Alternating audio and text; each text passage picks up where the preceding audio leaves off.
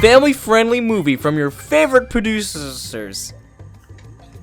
Lucky Dragon. What the hell is Lucky Dragon? Well, I'm gonna tell you right now. Lucky Dragon is a movie developed by, I think, Pegasus Animation Company Limited. And oh boy, it's a doozy. Watch it, you hooligans! You almost ran over me! No, I don't mean the movie or the storyline. I mean the voice acting. You know, the English dub, I think it is. The English dub. It's terrible. It's just atrocious. Watch it, you hooligans! You almost ran over me! Oh god, this is worse than I thought. Watch it, you hooligans! This is worse than I thought it would be. I'm unsure if the movie has a Chinese counterpart or a Japanese counterpart because the review on some of these things say that it's an anime. And I find that very hard to believe because it doesn't hold any of the anime stereotypes, nor does it look like it's even made in Japan. And I don't even know if the Chinese or Japanese counterpart is as astonishing as the dub. But all we have is this English copy that, you know, came from somewhere, but, you know, we don't know where. Please go away, little friend. You'll only bring me more trouble. Please go away, please. I don't want trouble. Please go away, little friend. I don't understand how someone can be this bad. This ruling will be effective immediately! He stopped. His mouth stopped moving, but he just kept This talking. man's got no neck. Be effective immediately! The animators are like, oh, this is too much work, bro. I can't do this any longer. What I can gather is that the entire movie is a children's flick, purposefully used for the sake of entertainment. The movie teaches the lessons of trust and acceptance in others, I think. The movie was difficult to sit through, alright? Unlike Joshua in the Promised Land, the movie itself seemed like an empty husk of what the creators wished for it to be. Even the title in the movie is different than what the cover says.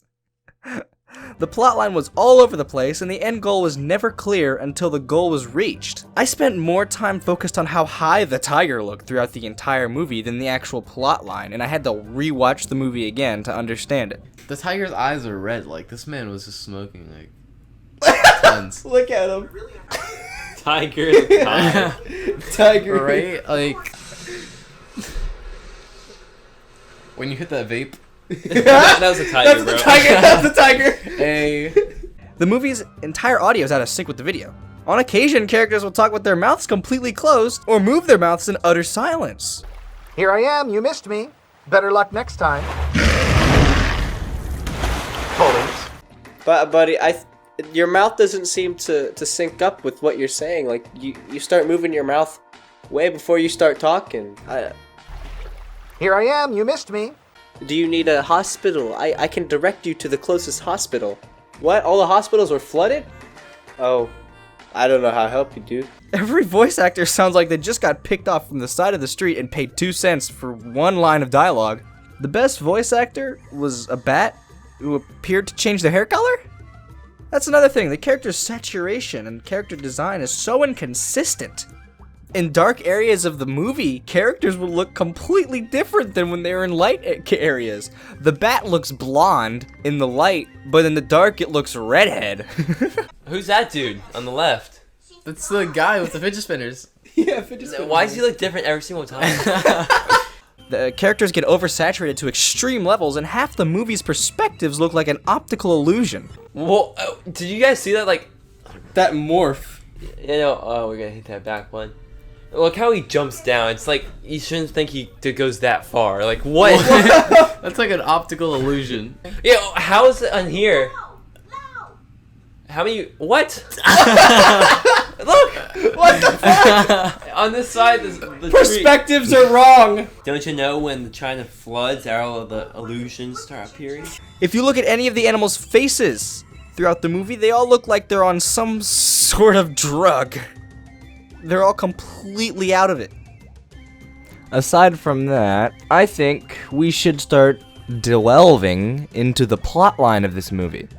It's very interesting, so let's just jump right the F into it. Let it go. Why?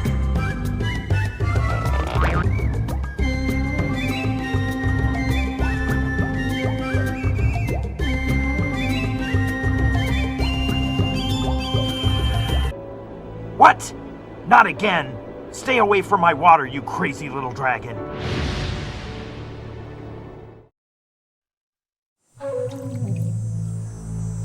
This movie starts off with an elaborate shot of civilized life in Chinese culture. Or I guess you could say it's civilized. I mean, it's not really that civilized. These shots contain persons that are far too white to be even remotely considered Chinese in any shape or form. The farmer, a character who pours water into the clouds, overfloods the earth with water. Wow or Lao? I don't know. We're just gonna call him Lao because that's what I think his name is. Lao, the protagonist, tries to stop him and ends up flooding the entire world and being banished into the human world. The High Court has sentenced you to life on Earth as a human. He kind of screams like crazy. He kind of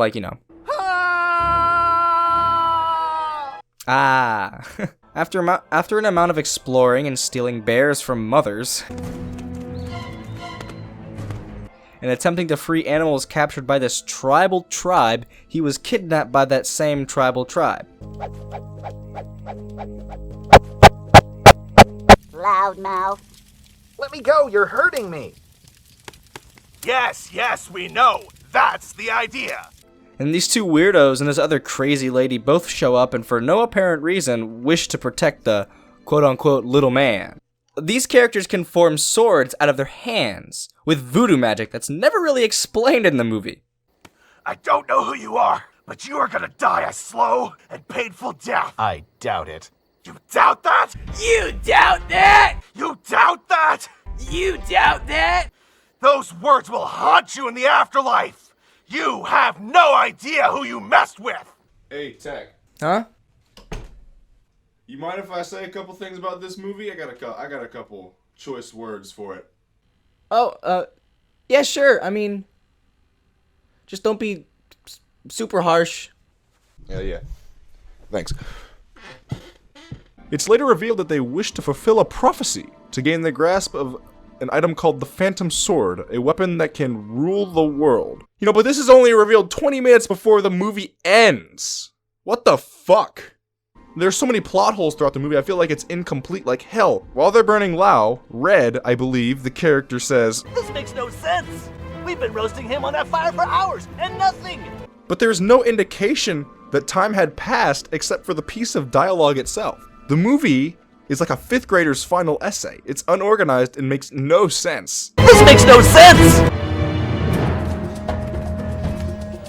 I swear to freaking God, that is the soundtrack of Halo Reach playing in the background. I bet you so much money.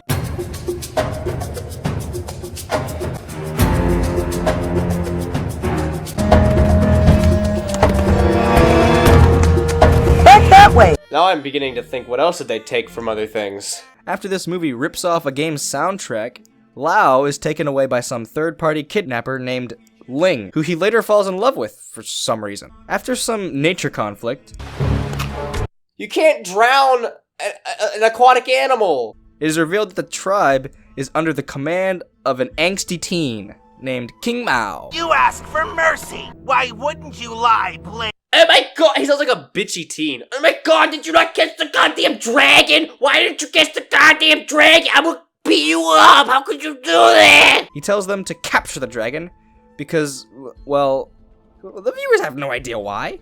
But hey, plot! Lao and Ling met up with the other two from before. It's just out of nowhere, they just, kind of showed up. It's also revealed that the group is part of something called the Order of the Swords.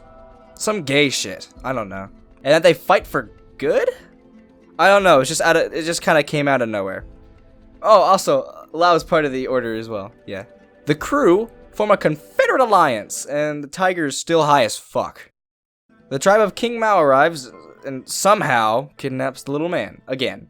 We don't even know how. This man, why is this man fighting with fidget spinners? I just noticed that. Oh, it's not even that serious. Like, Clouds like surrounding them. Oh, there goes Weed Dragon. Hey, he's like, give me some of that, bro.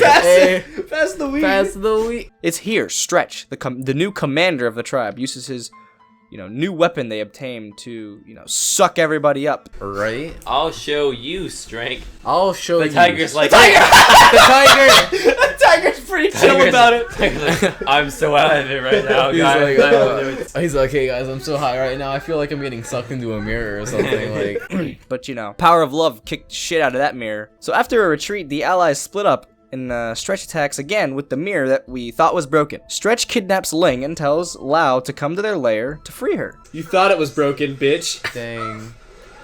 Why did they retreat earlier? Who knows? That's true. Why did they retreat? They had no reason to. Take me. You escape. That's the gayest thing I've ever heard anyone say. Just like, But oh dear, it was a trick. They steal his dragon eyes and search for the phantom sword. Finally, the sword will be mine. I mean, ours. The sword will be ours. It's an object. Ooh, dinosaur. What a weird-looking creature. That's a dinosaur. That's a fucking dinosaur. Don't diss dinosaurs. I will kill you. Then Shih Tzu? Oh no, what's his name? Shifu. Yeah, Shifu. A grand wizard or god, he arrives and basically saves the day. King Mao also arrives and fights Shifu, and during this battle, a mountain, just kind of breaks off. And inside the mountain, there is the Phantom Sword. Whoa. I learned how to use a PowerPoint editor. Now I'm using transitions. this man made that in Blender. This is the vortex. This is the vortex PowerPoint transition. Oh, yeah. They just kept going back and forth in between them. This man just dabbed. Jesus, just like, I bet. Dabbed. Yeah, we got nothing to fight for. What do we do now, Stretch? How about we just make a workers' union? Yeah. Oh yeah. Hey, We just make it work. let's bust some trusts. Lao is thrown up there, and he, pushes it into the mountain. He just thrusts it in there, Destiny. Yes, do it, young dragon. Thrust into the mountain. The sword of Bantam and I will bring the world peace. I don't understand how the world wasn't in peace in the first place. The only thing I saw that wasn't peaceful is the fact that you fucked up and drowned the world. And he basically reverses his stupid mistake. He's given the option to return home, but refuses because he's in love with this human girl he met, I assume, the same day they fell in love? We don't know. Like I said, there's really no indicator of any passage of time. But Mother, I want to stay here. But mother, my lips are upside down. There we go. They found the way back to it. The movie ends. The brother says the theme. You get sentenced to Earth as a punishment, but instead have a great adventure and find love. And then there's China music.